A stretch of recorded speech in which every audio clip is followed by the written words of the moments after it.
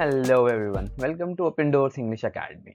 आज हमारा जो चैप्टर है वो है मॉडल ऑक्सिलरी वर्ब्स। इसके हम 2 चैप्टर ऑलरेडी कर चुके हैं। आज हम शुड के बारे में डिटेल में बात करेंगे। तो आज हम जो यूज करना शुरू करने वाले हैं वो है हमारा chapter use of should part 2। इसमें हम क्या क्या डिस्कस करेंगे ये हम चैप्टर वाइज आपको बताते चले जाएंगे और इसके फर्दर इन डेप्थ थोड़ा सा एक स्टडी करेंगे कि हम शुड को सिर्फ एडवाइस के अलावा कहाँ कहाँ यूज कर सकते हैं। तो सबसे पहले जो हम लेंगे पॉइंट वो ऑलरेडी हम पढ़ चुके हैं, उसका जस्ट रिवीजन। यहाँ पर हम ये देखेंगे कि इसको हम कैसे कैसे यूज करते थे। जैसे should use to give advice और opinion. It means that it's a good thing to do. यानी मैं आपको एडवाइस दे रहा हूँ कि ऐसा करना चाहिए, ये आपके लिए अच्छा रहेगा। तो जो भी हम वर्ब यूज कर रहे हैं, ईट, रीड, राइट, स्टडी, रेस्ट, उससे पहले हम शुड लगाते हैं तो इसका मीनिंग बन जाता है कि ये एक्टिविटी आप करेंगे तो आपके लिए अच्छा रहेगा, it is good for you, it's an opinion kind of. जैसे इसकी एग्जांपल बनी, it's quite late, we should go home now. काफी देर हो गई है, हमें घर जाना चाहिए। तो यहाँ पर हमने क्या करा कि शुड को इस्तेमाल किया एडवाइस लेने के लिए या अपनी ओपिनियन बताने के लिए कि मुझे ऐसा लगता है कि ये इस टाइम हमारे लिए ज्यादा अच्छा होगा करना। इसी तरह, you don't look well, you should see a doctor. तुम्हारी तबीयत ठीक नहीं लग रही है, तुम्हें डॉक्टर को दिखाना चाहिए। तो यहाँ पर क्या हुआ, हमने देखा कि हमने शुड को इस्तेमाल किया किसी को एडवाइस देने के लिए कि आप ऐसा करो, आपके लिए अच्छा रहेगा। इसी तरह हम शुड को एक और मीनिंग में यूज करते हैं, वो है when something is not what we expected. यानी जो हम एक्सपेक्ट कर रहे थे सिचुएशन उस जैसी नहीं निकली, तब हम कहते हैं सिचुएशन तो ऐसी होनी चाहिए थी।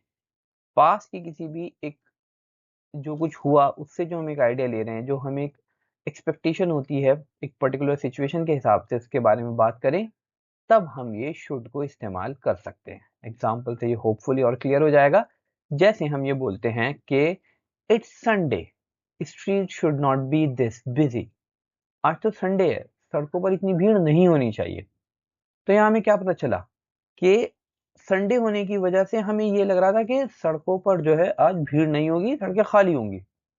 और हुआ कि जब हम बाहर गए तो वहां पे हमें काफी भीड़ नजर आई। तो something is happening opposite to our expectation, in that case we say street should not be this busy. यानी मैं जो मान रहा था उस हिसाब से ऐसा नहीं होना चाहिए था। इसी तरह, she is quite punctual, she should be here by now. वो टाइम की बहुत पाबंद है, अब तक तो उसे आ जाना चाहिए। तो क्योंकि हमें ये पता है कि वो टाइम की पाबंद है, तो हमारी एक्सपेक्टेशन बिल्ड हो गई है कि that she reaches on time.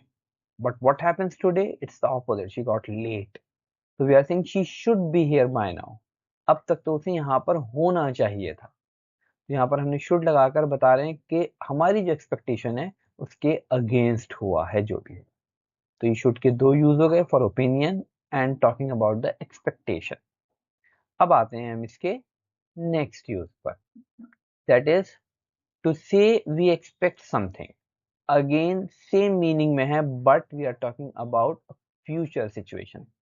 यानी प्रेजेंट से हम ये एक अंदाजा लगाते हैं कि आने वाले टाइम में ऐसी सिचुएशन होनी चाहिए।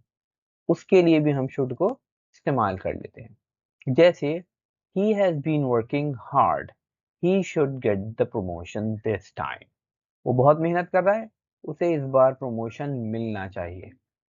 तो जो कुछ हम सिचुएशन प्रेजेंट में देख रहे हैं उससे हमने एक फ्यूचर की एक्सपेक्टेशन बना ली है। We have build an expectation on the basis of what we are seeing right now at present. तो उसके लिए भी हम शुड इस्तेमाल कर लेते हैं कि he should get the promotion this time, that's mean उसको प्रमोशन मिलना चाहिए, that is what we are expecting. इसी तरह, he is going at an astonishingly fast pace, he should finish work within half an hour। वो बहुत fast speed से बहुत तेजी से काम कर रहा है, उसे आधे घंटे के अंदर अंदर काम पूरा कर लेना चाहिए। तो इससे हमें ये पता चला कि ये जो काम जिस स्पीड से वो अभी कर रहा है प्रेजेंट में, उससे हमारी एक फ्यूचर की एक्सपेक्टेशन बन गई कि आधे घंटे के अंदर अंदर काम पूरा हो जाना चाहिए। यहाँ पर भी हमने शुड को इस्तेमाल किया। अब हम आगे चलेंगे और हम बात करेंगे एक और ऑक्सिलरी वर्ब की, और kind of N auxiliary verb जो एक फ्रेज की तरह यूज होता है, और ये मीनिंग देता है वही जो शुड देता है, यानी for advice. Had better, had के बाद जनरली पास्ट परफेक्ट में जो हमने टेंसेज में रूल पढ़ा था वहां पर थर्ड फॉर्म आई थी वर्ब की, लेकिन यहाँ पर थर्ड फॉर्म नहीं आई। हैड बेटर के बाद फर्स्ट फॉर्म ही आएगी, क्योंकि यहाँ पे इसकी अपनी एक स्पेशल मीनिंग है, that is to give advice. तो इसके हम सबसे पहला पॉइंट ले लेते हैं, that is had better for advice just like should. If you don't follow the advice there will be problem. अगर आप फॉलो नहीं करेंगे एडवाइस तो आपके लिए प्रॉब्लम हो सकती है। तो इसके लिए हम हैड बेटर भी यूज कर लेते हैं। Remember one thing, it's informal, it's usually used only in spoken language, it is not that common in written or official language or informal language, written language. इसकी एग्जाम्पल हुई, you had better take some medicine otherwise your pain will aggravate। तुम्हें कोई दवा खा लेनी चाहिए वरना तुम्हारी तकलीफ और बढ़ जाएगी। तो यहाँ पर हमने had better take some medicine, medicine लेनी चाहिए, यहाँ पर हम शुड भी यूज कर सकते थे, you should take some medicine. उसकी जगह हमने स्पोकन में क्या यूज किया, हैड बेटर। इसी तरह इसको जब नेगेटिव में ले जाते हैं तो हैड बेटर के बाद आपको सिंपली नॉट लगाना है and you have to do nothing else. जैसे she had better not use this that tone with the boss again otherwise she might get into trouble. उसे इस तरह की जबान में या इस तरह के लहजे में बॉस से बात नहीं करनी चाहिए वरना वो मुसीबत में पड़ सकती है। तो सिंपली जब हमें एडवाइस देने के था नहीं करना चाहिए, तो all we did is we added not after had better. Now, what we are going to discuss is the difference between should and had better. We'll take up 2 points and discuss the difference on 2 different levels. Let's take point 1, and that is difference between had better and should. What is the difference? Had better is used for specific situations, while should can be used for both specific and general situations. यानी जहां पे had better आता है वहां पर should तो आ ही जाएगा, लेकिन शुड और जगह भी यूज हो सकता है जहां हैड बेटर नहीं यूज हो सकता। वो क्या डिफरेंस है कि जब हम एडवाइस एक स्पेसिफिक सिचुएशन में दे रहे हैं कि अभी एक सिचुएशन है उससे रिलेटेड सिर्फ हम एडवाइस दे रहे हैं, तो हम हैड बेटर यूज कर सकते हैं और शुड दोनों। लेकिन अगर एक जनरल बात करें, सिर्फ आज की बात नहीं हो रही है, इस मोमेंट की बात नहीं हो रही है, तब हम शुड ही इस्तेमाल कर सकते हैं, हैड बेटर नहीं आएगा। To be more clear example like You look tired. You had better take rest. Or you should take rest. तो यहाँ पर हमें क्या पता चला कि had better को हमने यूज किया एडवाइस देने के लिए, लेकिन जो सिचुएशन है वो सिर्फ अभी एक स्पेसिफिक है, यानी इस टाइम कोई थका हुआ है उसको हम एडवाइस दे रहे हैं, ये जनरल बात नहीं हो रही। लेकिन when we say he is always hyper, he should try to be calm and composed, वो हमेशा बहुत हाइपर बहुत एक्साइटेड रहता है, उसे थोड़ा सा अपने ऊपर कंट्रोल रखना चाहिए। तो यहाँ पर हमने क्या देखा कि हैड बेटर की जगह हमने शुड यूज किया। क्यों? क्योंकि we are not talking about situation only at present, we are talking about something that generally happens with that particular person. so here we use should not had better. इसी तरह there is another difference between should and had better. Let's move on to that, and that is had better means there is always danger or trouble if you don't follow the advice. That means when we are giving advice with had better, so what we are trying to say is that if you don't follow this advice, there can be a problem for you. Unlike should can be used for both situations. That means if a person taking the advice, he follows it, that is good for him. If he doesn't follow it, it's also no problem, fine for him. And if a person doesn't follow, he might get into trouble. So should can be used in every mean. It will be more clear example like you should read this book. It's really great. That means if you don't read it, it doesn't matter. अगर आप नहीं भी पढ़ते हैं कि advice देना, पढ़ लो, अच्छा रहेगा। इसी तरह you had better read this book, otherwise you will not be able to perform well in the exams. तुम्हें ये किताब पढ़ लेनी चाहिए वरना तुम एग्जाम में अच्छा परफॉर्म नहीं कर पाओगे। So here we added had better. Why? Saying that if you don't read this book, you can be in some sort of a trouble or a problem. So that is the difference between had better and should. Now we are going to move to the last part, and that is should have. Should have one thing that we have to keep in mind is it's generally used to talk about past situations. It can be used for future, we'll discuss that as well, but mainly it is used for past situation.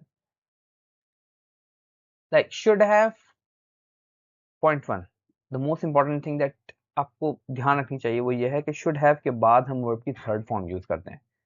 Should और had better के बाद verb की first form I थी. जितने भी auxiliary verbs अभी तक हमने बेसिक में किए हैं सब में वर्ब की फर्स्ट फॉर्म आई है, लेकिन शुड हैव के बाद वर्ब की थर्ड फॉर्म आती है. इसकी मीनिंग क्या होती है? You did not do something but it was better to do it. तुमने कोई काम नहीं किया लेकिन अच्छा था होता अगर तुम वो काम कर लेते. जैसे कि we had a great time at old Delhi, you should have come with us. हमें ओल्ड दिल्ली में बहुत मजा आया, तुम्हें हमारे साथ आना चाहिए था. तो the fact is that the person did not come, वो हमारे साथ नहीं आया. उसे हम बता रहे हैं कि अगर तुम ऐसा करते तो तुम्हारे लिए अच्छा रहता पास्ट में. इसी तरह it was a bad idea, I should not have listen to him. बहुत बुरा आइडिया था, मुझे उसकी बात नहीं सुननी चाहिए. तो यहाँ पर मैं ये कहना चाह रहा हूँ कि मैंने उसकी बात सुनी, पास्ट की बात करें. अब मैं ये कह रहा हूँ अगर मैं ये ना करता तो ज्यादा अच्छा होता. तो should have plus third form को हम यूज करते हैं पास्ट की किसी भी एक्टिविटी एक्शन के बारे में हम रिग्रेट कर रहे हैं या there is a little bit a hint of criticism as well कि आपने अगर ऐसा नहीं किया तो it was a bad thing और it was not a good thing to do. इसी तरह अब इसका लास्ट और फाइनल एक यूज है, that is to expect that something has already happened और will have happened by a certain time in the future. यानी जो भी इंफॉर्मेशन हमारे पास है किसी पर्टिकुलर सिचुएशन से रिलेटेड, उसकी बेसिस पर हम ये एक्सपेक्टेशन बना कर चलें कि या तो पास्ट में ये एक्टिविटी ऑलरेडी हो चुकी है या हम ये मान के चलें कि फ्यूचर में आने वाले टाइम में इतने वक्त तक ये एक्टिविटी हो चुकी होगी. Example, his plane should have landed by 10 o'clock. हम कब ये बात कर रहे हैं? It is past 10 o'clock and we are expecting that the landing has already taken place. यानी 10 से अब आगे हो गया टाइम. तो हम बात करें पास्ट की सिचुएशन के बारे में कि 10 बजे तक उसकी फ्लाइट को लैंड कर जाना चाहिए था. तो ये हमारी एक्सपेक्टेशन है on the basis of the information that we have. For instance, हमें ये पता है कि उसकी फ्लाइट की जो ट्रैवल टाइम है वो 4 आवर्स है. उसकी फ्लाइट सुबह में 6 बजे चली, तो उस हिसाब से हम ये मान के चल रहे हैं 10 बजे तक लैंड कर जानी चाहिए. तो अभी 11-12 जो भी टाइम हो रहा है, तो हम पास्ट के बारे में ये मान के चल रहे हैं कि अब तक तो ये हो जाना चाहिए. इसलिए हमने क्या यूज करा? Should have landed. इसी तरह the movie should have finished by 6, talking at a time before 6 o'clock and expecting that the activity will have happened by 6 o'clock in future. Again, हमारे पास एक इंफॉर्मेशन है कि the duration of the movie is 3 hours. Film started at 3 and we are expecting that the movie will finish at 6 o'clock. अभी 6 से पहले का time हो रहा है, it can be 5, 4 any time.